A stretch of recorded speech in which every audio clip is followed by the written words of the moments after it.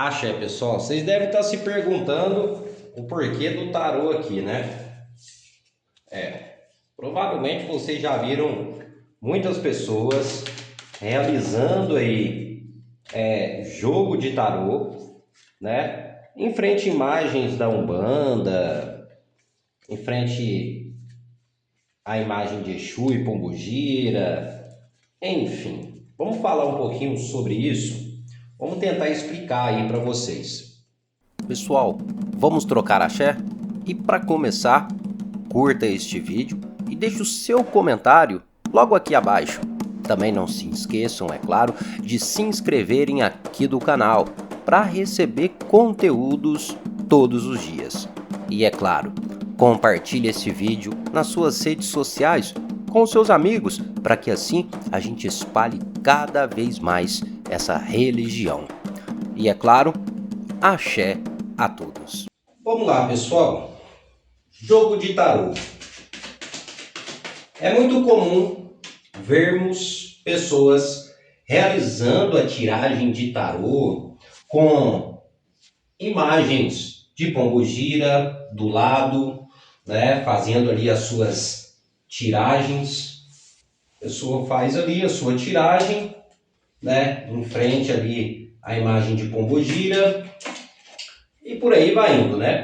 Ou se não é uma imagem de pombogira, né, uma imagem do povo cigano, né? E falo até mais. Aqui eu tô com um tarô convencional, um tarô comum, né? Ou seja, tradicional. Mas também nós temos o tarô do seu Zé, né? Que é o tarô dos malandros. Olha para você ver. O que o tarô, o jogo de tarô, tem a ver com a Umbanda? O que o tarô tem a ver com as entidades? O que o tarô tem a ver com Exu e Pombogira e até mesmo os malandros? E claro, com a religião. Ó, inclusive, né, temos aqui o tarô do seu Zé, como eu disse para vocês. Pois bem, vamos lá. Primeiramente, vamos tentar abordar um assunto que é a questão de religião, tá? A religião de Umbanda, tá? A religião de Umbanda. A religião de Umbanda não se tem o tarô, tá? Por que não tem tarô na religião de Umbanda?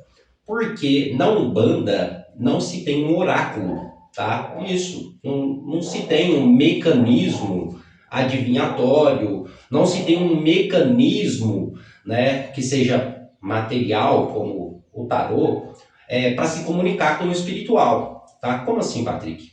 Um exemplo, se eu quero saber da minha vida amorosa, ou eu quero saber da minha vida profissional, isso dentro da Umbanda, não é através do tarô, na Umbanda, viu? No caso, dentro da Umbanda, seriam as entidades, tá bom? Então o tarô não faz parte da Umbanda, tá? O tarô, em tese, ele não faz parte de religião afro, tá? Calma, calma, que você deve estar. Mas, Patrick, eu sou um bandista, eu sou quimbandeiro, eu jogo tarô. Como, por exemplo, eu mesmo jogo tarô também. A questão é que o tarô não faz parte da religião. E calma que eu vou explicar para vocês, tintim por tintim aqui, tá bom? Vamos lá. Primeiramente, o que a gente tem que compreender? Existem diversas outras religiões que existe, né, que tem um oráculo em forma de material, ou seja, tem um elemento que é utilizado como um oráculo, como por exemplo os búzios. Os búzios dentro do candomblé é usado como oráculo e também temos aí o jogo de ossos, né, temos aí o jogo de vísceras, que também é utilizado dentro da quimbanda, né? Então isso tudo são oráculos que são utilizados dentro da religião afro. Porém, a Umbanda, o oráculo principal da Umbanda, ou o único oráculo da Umbanda, são as entidades. As entidades, elas se manifestam e elas que vão trazer ali a mensagem do espiritual. Então, dentro da Umbanda não se tem um oráculo. É claro, existem ritualísticas na qual, dentro da Umbanda, vai se utilizar um obi, vai se utilizar búzios, mas não necessariamente como um oráculo. Só para você compreender isso, eu estou falando de fundamento. Agora vamos lá. Se o tarô, porque aqui o tema é o tarô, é o jogo de cartas. Se o tarô não faz parte da Umbanda e de nenhuma dessas religiões afro, por que a gente tem tarô cigano, tarô de seu Zé? Porque tem entidades que jogam cartas. Sim, temos entidades que jogam cartas. E vamos começar pelo básico. Quando a gente está falando de entidade, a gente está falando de uma cultura. A entidade, ela traz uma cultura nas suas manifestações, ok? Vamos dar o exemplo de malandro. Tá. Tarô de malandro existe, que é este tarô aqui, tá? Normalmente é chamado de carteado. É um tarô comum aqui, com cartas tradicionais, tá? Ó, é vamos dizer que é um baralho comum, tá? Que é um carteado, baralho comum, rei, rainha, ás, dois. Então, o tarô de malandro, no caso, seria um tarô tradicional, um tarô comum, né? Um carteado comum. O baralho para o povo da malandragem era comum, tá? Em muitas, vamos dizer assim, em muitas das vidas dos malandros em vida, né? Vamos dar esse exemplo, porque os malandros, né, jogavam ou utilizavam o tarô em sua vida, tá bom? Então, muitos malandros jogavam carteado e por aí vai indo. Então, quando o malandro começa a incorporar na Umbanda, quando ele começa a se manifestar dentro da Umbanda, ele traz com a sua cultura o carteado. Só que lembrando, quando o malandro ele traz o carteado para dentro da Umbanda, o uso das cartas em suas manifestações, ele não está necessariamente colocando essa cultura, né, na religião. Ele traz essa cultura na sua manifestação, porque a gente tem que compreender que nem tudo que as entidades vão trazer, tá, é de forma obrigatória para a religião. Isso vai fazer parte de uma cultura específica. Então, o malandro ele traz o carteado, né, em suas manifestações, e isso acaba se tornando um pouco comum, né, para os praticantes da Umbanda, que também, através da manifestação dos malandros, começam a utilizar o carteado. Não pela influência da Umbanda, mas sim pela influência desta linha de trabalho, ou seja, pela influência dos malandros. Então, aquela pessoa que tem uma influência de malandro, uma conexão, tem ali um contato, acaba utilizando o carteado de malandro. Tá. Só que muito antes dos malandros, nós vamos ter o povo cigano. Sim.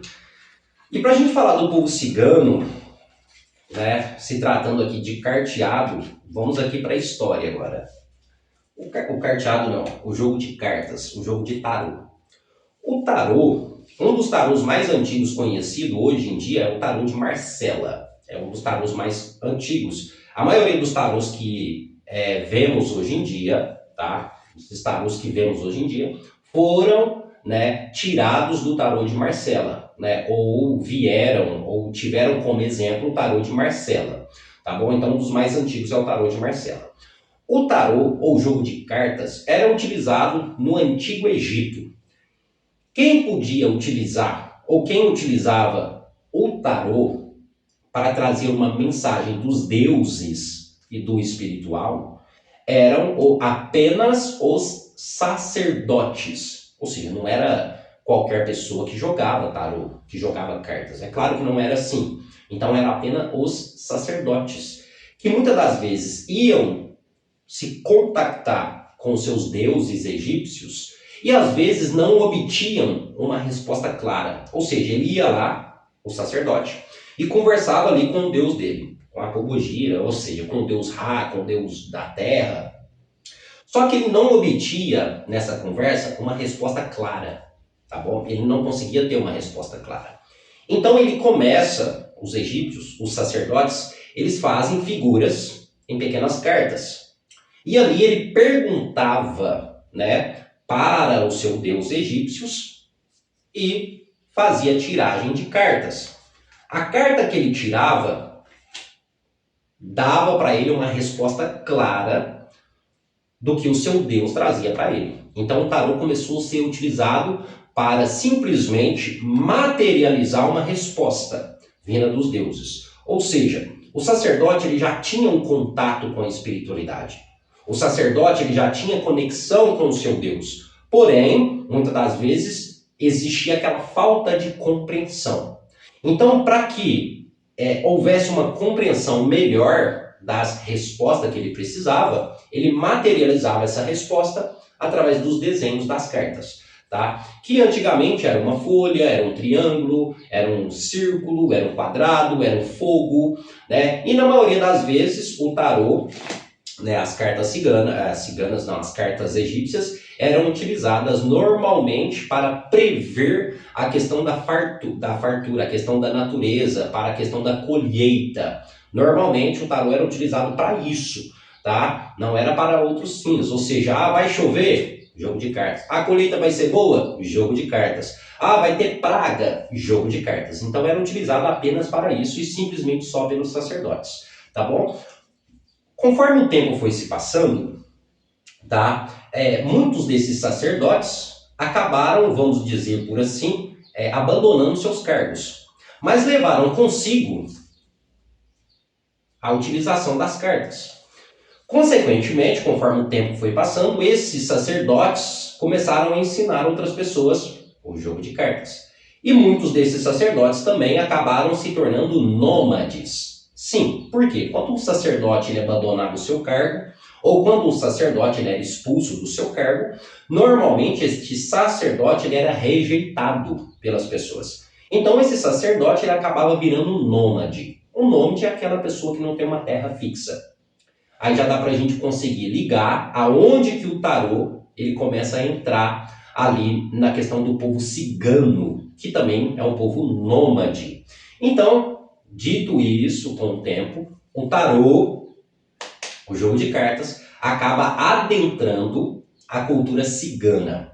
Consequentemente, o tarô ganha popularidade com o povo cigano. E aí se esquece aquela base, aquela raiz da onde veio o tarô.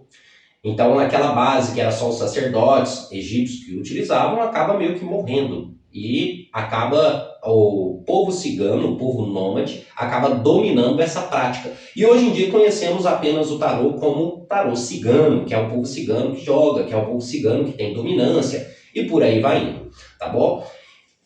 Aí voltando àquela parte. Por que o tarô cigano está dentro da Umbanda? O tarô cigano ele não faz parte da Umbanda, mas ele faz parte da cultura de uma entidade. E não generalizando, isso não quer dizer que a cultura daquela entidade se aplica à religião, tá? Por quê? Por exemplo, não existe uma obrigação para você poder jogar tarô, tá? Não existe uma ritualística para você jogar tarô. Não existe, eu tenho que acender uma vela, eu tenho que defumar, eu tenho que banhar o tarô. Não precisa, não tem nenhuma ritualística dentro de religião afro para você jogar tarô. Não existe nenhuma ritualística, você tem que tomar um banho, você tem que fazer... Não existe. É claro, é bom fazer isso, é bom tomar um banho, acender uma vela, é bom. Porém, dentro da religião de matriz africana, não existe nenhuma ritualística a esse respeito. Por que não existe? Porque não faz parte da religião. E sim faz parte da cultura de um povo que, conforme foi se passando, o tempo, né, foi se espalhando para outras pessoas. Então, vamos lá.